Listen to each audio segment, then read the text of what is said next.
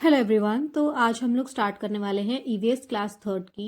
ये ऐसे सारे एग्जाम्स के लिए इंपॉर्टेंट है जिस किसी के अंदर भी ईवीएस आने वाला है, बट ये जो सीरीज है ये स्पेसिफिकली केवीएस पीआरटी के लिए है। तो इसके अंदर हम स्टार्ट करते हैं। ये जो है मैंने क्लास थर्ड से चैप्टर वाइज शुरू कर दिया है। एक एक करके हम इसके अंदर सारे चैप्टर्स के जितने भी इंपॉर्टेंट पॉइंट्स हैं वो सारे नोट डाउन करते जाएंगे। आप चाहो तो इनका स्क्रीनशॉट ले सकते हो या फिर साइड बाय साइड समझ समझ कर इनका अपनी नोटबुक में नोट डाउन कर सकते हो। तो सबसे पहले तो हम देखेंगे पीकाबू। तो जो पीकाबू जो होता है वो एक हाइडिंग एंड सडनली अपियरिंग एक गेम होता है जो कि हम छोटे बच्चे के साथ खेलते हैं। इसके अंदर हम अपनी आंखों पे हाथ रखते हैं और बच्चा ऑब्वियसली बिकॉज एक ऑब्जेक्ट परमानेंस की स्टेज पे अभी तक नहीं आया है, वो उस प्रोसेस के अंदर है। तो बच्चे को लगता है कि जो भी उसका केयर टेकर या फिर मदर है वो उसके सामने से डिसअपियर हो चुकी है। और जैसे ही वो अपने हाथ हटाता है, मतलब जो केयर टेकर है वो अपने हाथों को हटाता है, तो बच्चा खुश हो जाता है क्योंकि उसको लगता है कि जो सामने वाला था वो वापस आ गया है उसके पास। तो यही होता है पीकाबू, जिसके अंदर हम हाइडिंग एंड सडनली अपियरिंग का एक गेम खेलते हैं बच्चे के साथ। उसके बाद है मेला, जो कि इसका सेकंड लेसन है बिकॉज फर्स्ट लेसन के अंदर उसके अलावा ऐसा कोई इंपॉर्टेंट पॉइंट नहीं था। तो इसके अंदर दो तीन चीजें जो मेरे को इंपॉर्टेंट लगी वो थी, सबसे पहले तो मेले के अंदर एक लॉस्ट एंड फाउंड बूथ होता है। उसके बाद एक पॉइंट जो यहाँ पे मिसिंग है, जो मैं लिखना भूल गई हूँ, वो है कि वहां पे एक पुलिस डॉग भी होता है।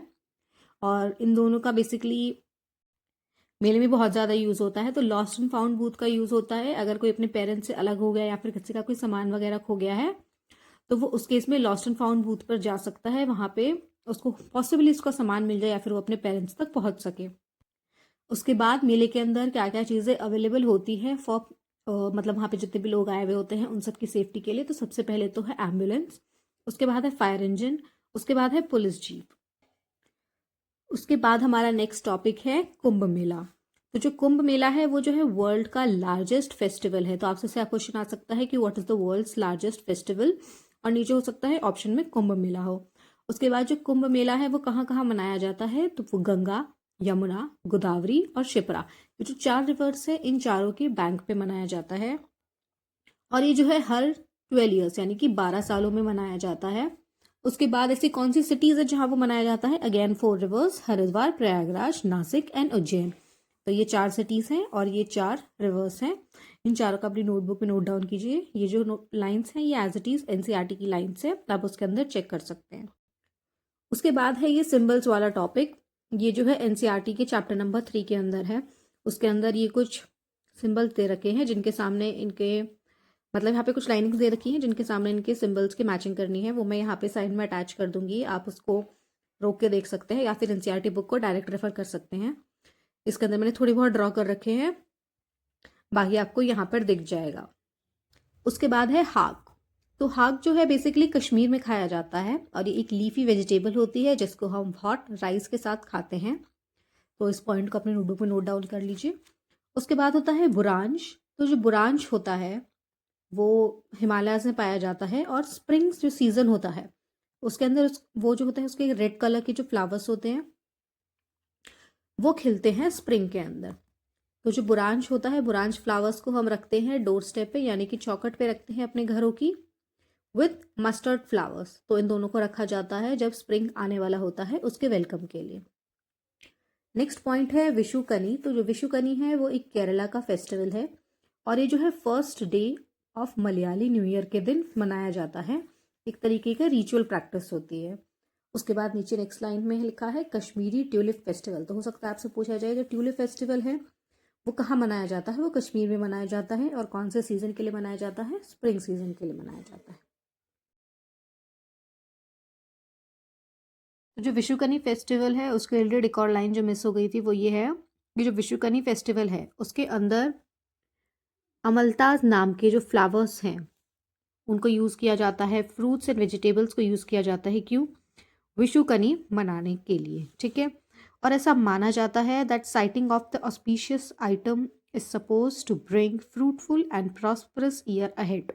यानी कि ऐसा माना जाता है कि अगर हम ऑस्पिशियस आइटम्स को सुबह सुबह देखेंगे तो इसकी वजह से जो आने वाला ईयर है, बिकॉज एज आई सेड कि जो विशुकनी है वो मलयाली न्यू ईयर है, तो अगर हम उसको फर्स्ट डे पे देखेंगे तो एक बहुत ऑस्पिशियस प्रैक्टिस मानी जाती है जिसकी वजह से आपका जो पूरा का पूरा ईयर है वो बहुत ज़्यादा अच्छा जाने वाला होता है।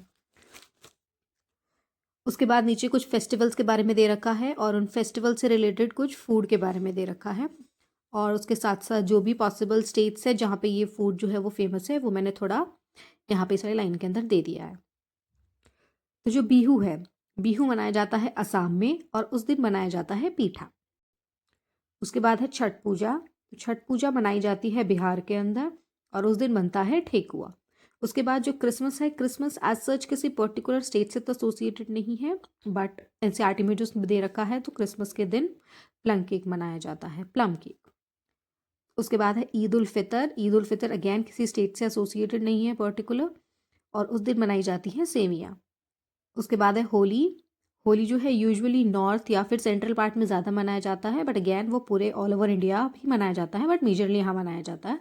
तो होली के दिन बनती है गुजिया। उसके बाद है ओनम। ओनम जो है वो एक केरल का फेस्टिवल है और उस दिन बनता है वहाँ पे साद्या। उसके बाद है उगाड़ी। उगाड़ी जो है साउथ के तेलंगाना या फिर आंध्रा रीजन में मनाया जाता है और उस दिन बनता है हॉलीडे। उसके बाद है विशु। तो विशु हमने अभी पढ़ा, ये जो है केरला का न्यू ईयर फेस्टिवल है। उसके बाद है नेक्स्ट टॉपिक जिसमें है हिमालयास के बारे में। तो जो हिमालय है, जैसे कि ये हीम जमा आलय, हिमालय से बना है, तो इसका मतलब है, इस वर्ड का मतलब है होम ऑफ सॉरो। सॉरी यहाँ पे जो वर्ड लिखा है सॉरो ये गलत है, इसकी जगह यहाँ पर आएगा स्नो, होम ऑफ स्नो। जो हाईएस्ट पीक है in the world that is mount Everest, जो कि नेपाल के अंदर है और इसकी जो लेंथ है दैट इज़ 8848। और ये जो है हिमालय की ही हाईएस्ट पीक है, कौन सी? Mount Everest. तो ये सारे इंपॉर्टेंट पॉइंट्स अपनी नोटबुक में नोट डाउन कर लीजिएगा। उसके बाद है सरहुल। तो सरहुल जो है वो एक स्प्रिंग फेस्टिवल है, कौन सी स्टेट का? झारखंड का।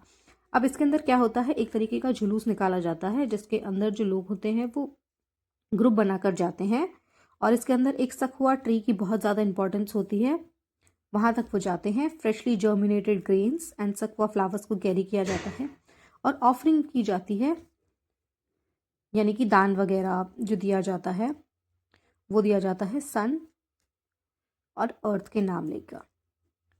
तो इस चैप्टर में इतना ही, ये जो 3 चैप्टर्स हैं इसमें इतना ही है।